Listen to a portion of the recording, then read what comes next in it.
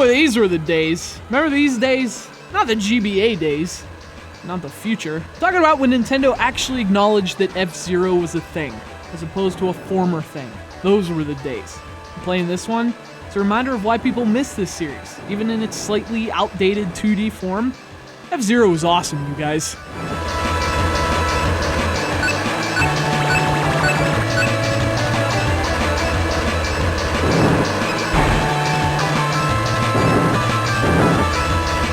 Anyway, back when we didn't talk about it in the past tense, Nintendo liked to use F-Zero to show off new hardware, technology.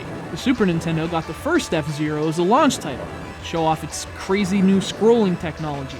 8 years later, there was F-Zero X, which ran at crazy speeds on the Nintendo 64 without sacrificing the frame rate. And then 3 years later, there was this. Handheld games never used to look like this. Then handheld games got Falcon punched.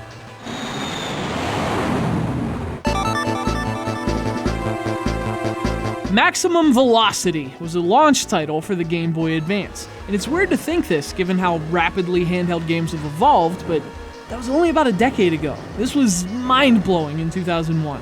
Obviously, that's not really the case now, but where other games that were once technically impressive tend to not age well, this one really has. F-Zero Maximum Velocity is as fun to play now as it ever was, and it shows why people really embraced it all those years ago. Yeah, it looked amazing, but it played even better. Of course, before you come around to the whole "it plays so well" thing, there is a little barrier with Maximum Velocity. It is insanely tough. And I mean, all F-Zero games are tough, right? It's part of what makes F-Zero F-Zero. This one's different. I mean, in other F-Zero games, it's hard to win. This one's hard to play, and there's a big difference. In fact, you'll probably hate this game at first. It's super slidey and super drifty.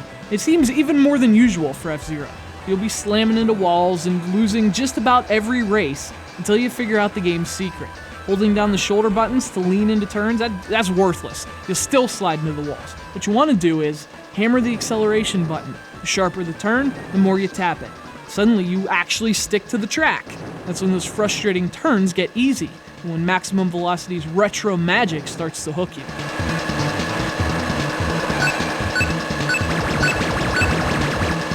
So once you figure out, how to play it, and once you start to adapt to its learning curve, the racing really starts to shine.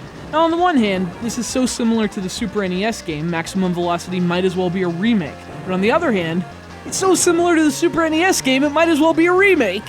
Which means it's good. It's very good. Now, I will say, though, if you've been introduced to F-Zero with the 3D games, like X and the amazing GX, you might not dig this one as much. I mean, the 2D games are still great, but they really can't compare to the 3D games. One, the sense of speed isn't as great. Two, the track design can feel repetitive in the 2D games. They all kind of look the same.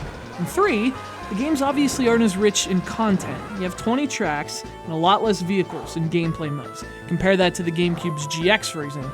But for me, the real drawback is that I really love the presentation of the 3D F-Zero games. The way the characters look like superheroes, the ridiculously over-the-top designs. For me, that character is sorely missing in this one. But one thing that's definitely impressive for its time is the game's approach to multiplayer. Not only does it include 4-player multiplayer with the GBA's link cable, which was a first for F-Zero, but it also includes a single cartridge option. And on the DS, this would become known as download play. And Maximum Velocity was doing it years earlier on the GBA, and that's pretty cool. There's obviously some bumps in the road, the repetitive track design, the high difficulty, the fact that every race seems to go on 2 laps longer than it needs to, but all in all, this is another solid F-Zero game, and given the series' current state, I feel like I should cherish it even more. Thanks to our friend Kevin from Jersey City, New Jersey, for sending us F-Zero Maximum Velocity, and for, like us, refusing to forget Captain Falcon. Come on, Nintendo. Please join us. Please, goddammit, please! I'm asking nicely.